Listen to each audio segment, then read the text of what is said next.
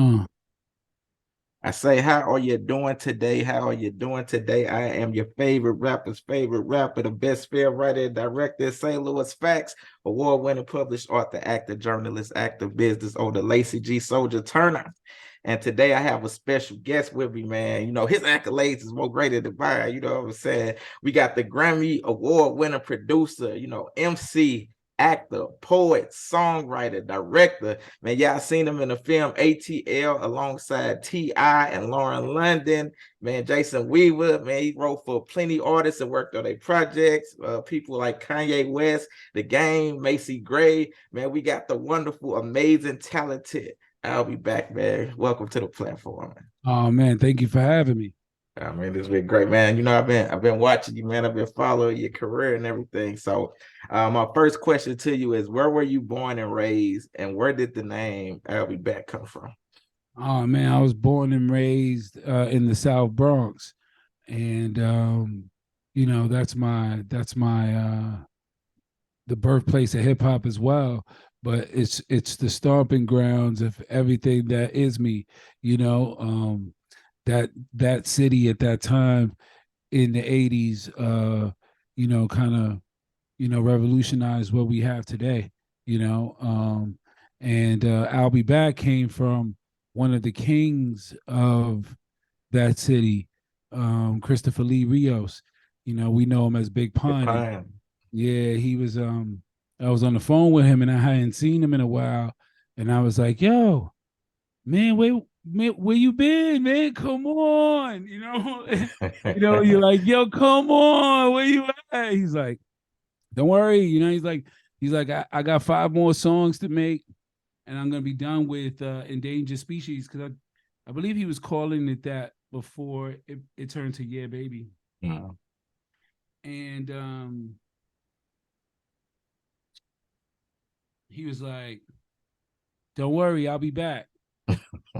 He goes, "That's dope. That's your name from now on." So you have a choice. He was like, "Your name is Albe Yeah, and then he passed away the next day. Wow, that's crazy. So, man, I've been I'll be back since February 6, 2000. wow, that's amazing that he gave you that name before he passed too. So, being that Big Pun was your cousin, is he the one that influenced you? Yeah, he's a family friend. You know, we Okay. I wanted to clear that up. I was trying to my life's been moving fast, and Mm, the way my life has moved, I think you when people intermingle with when worlds collide, mm-hmm. right? I wasn't just in the rap game.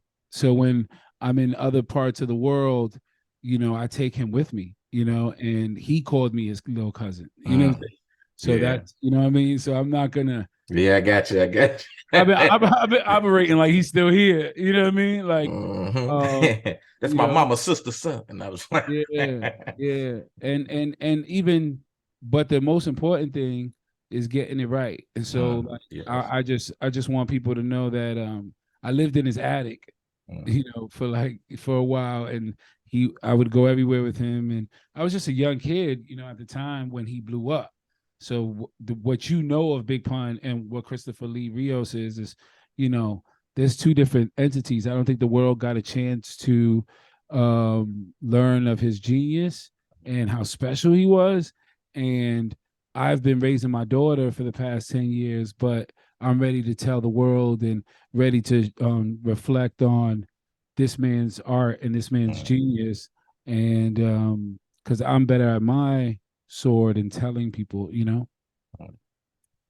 Man, I love Big Pun before because my favorite rapper, my favorite lyricist who taught me everything I know is Eminem. But before M, it was Big Pun. I was like so like blown away by his lyricism, the way he Yeah, play with words and sound rhyme and bend the words. He was just a phenomenal artist, man.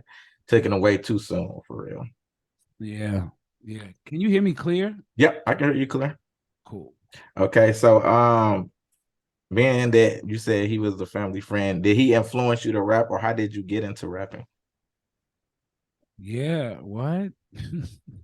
I was watching him write. Like he'd be sleeping, he'll wake up and go in on his loose leaf and always writing. And there'd be times where I was yeah, like some of the classic records that you've heard, what I'm saying? I watched him pen it, you know what I'm saying? And that's In the middle of Little Italy. not that one. Okay, That was okay, yeah, yeah, okay. not that session.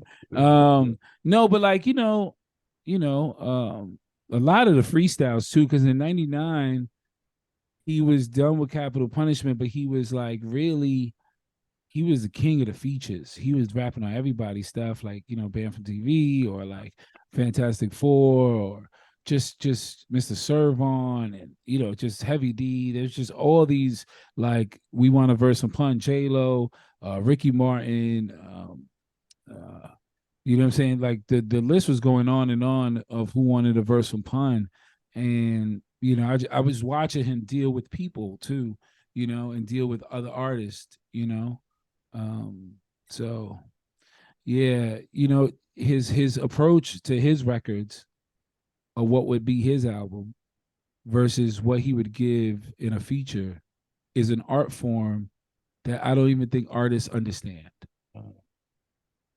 Deep. What type of artist would you clarify yourself as?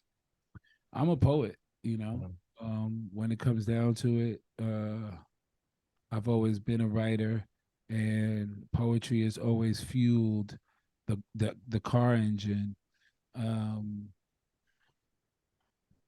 I love writing for like screenplays, and I love writing dialogues, and making a scene come to life. But yeah, I'm a spoken word Nuyorican poet. You know what I'm Uh, saying? Like I'm one of those elite stage performers that was in New York City at that time going at it in slam poetry.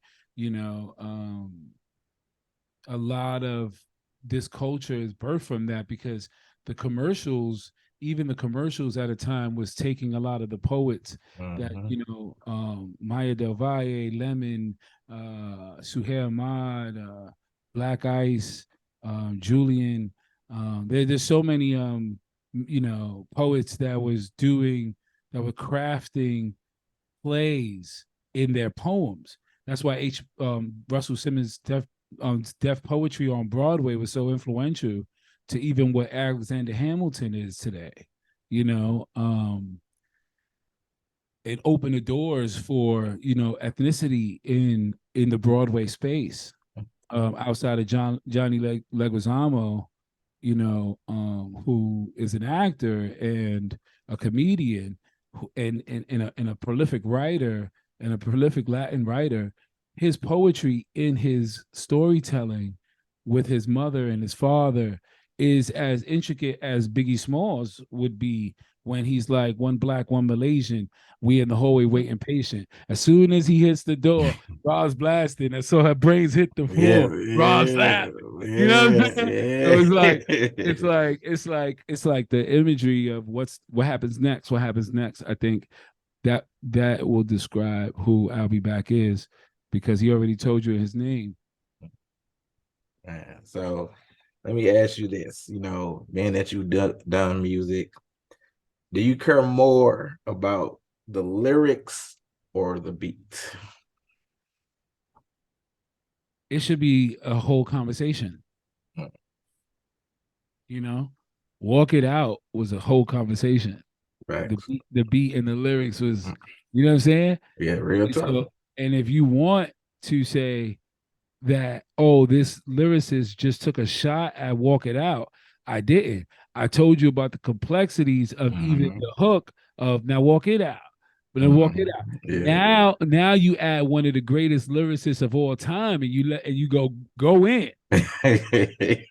And now what do you have? You have Yeah. three stacks making something that you would say is just focused on the beat Yeah. primarily and turned it into what hip hop is. Right. We were always the rusty fork trying to eat like the silver spoon. Hmm. And but you can't have dinner without us. Well, them lyrics are just so powerful. He said a lot in a little bit. You know what I'm saying? Praise God. Yeah.